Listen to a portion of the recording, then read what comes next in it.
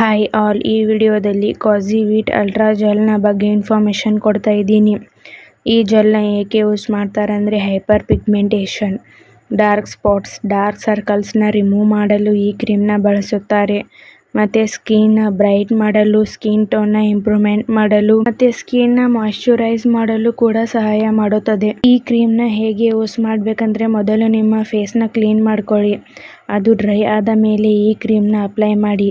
Daily 2 times ಈ ಕ್ರೀಮ್ನ use ಮಾಡಿ, ಅಥವಾ ನಿಮಗೆ ನಿಮ್ಮ ಡಾಕ್ಟರ್ಸ್ ಹೇಗೆ ಅಡ್ವೈಸ್ ಮಾಡಿರುತ್ತಾರೋ ಹಾಗೆ ಯೂಸ್ ಮಾಡಿ.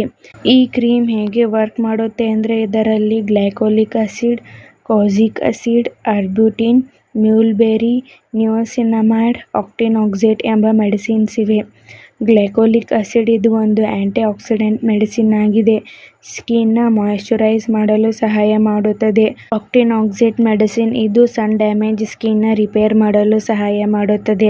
ನಿಯಾಸಿನಮೈಡ್, ಕಾಜಿಕ್ ಆಸಿಡ್, ಆರ್ಬ್ಯುಟಿನ್ ಇವು ಆಂಟಿ ಆಕ್ಸಿಡೆಂಟ್ ಮತ್ತು ಸ್ಕಿನ್ ಬ್ರೈಟ್ನಿಂಗ್ ಏಜೆಂಟ್ ಆಗಿವೆ.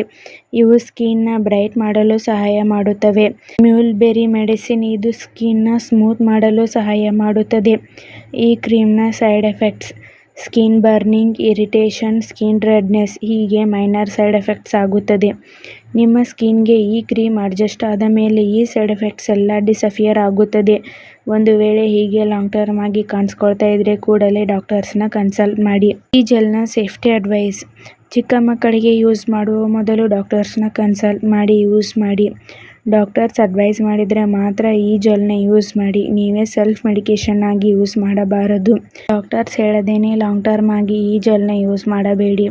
Pregnancy planning, breast feeding women's ಡಾಕ್ಟರ್ಸ್ನ ಕನ್ಸಲ್ಟ್ ಮಾಡಿ ಈ ಜೆಲ್ನ ಯೂಸ್ ಮಾಡಿ. ಈ ಜೆಲ್ನಲ್ಲಿರುವಂತಹ ಮೆಡಿಸಿನ್ಸ್ ದಿಂದ ನಿಮಗೆ ಅಲರ್ಜಿ ರಿಯಾಕ್ಷನ್ಸ್ ಆಗ್ತಾ ಇದ್ರೆ ಈ ಜೆಲ್ನ ಯೂಸ್ ಮಾಡಬೇಡಿ.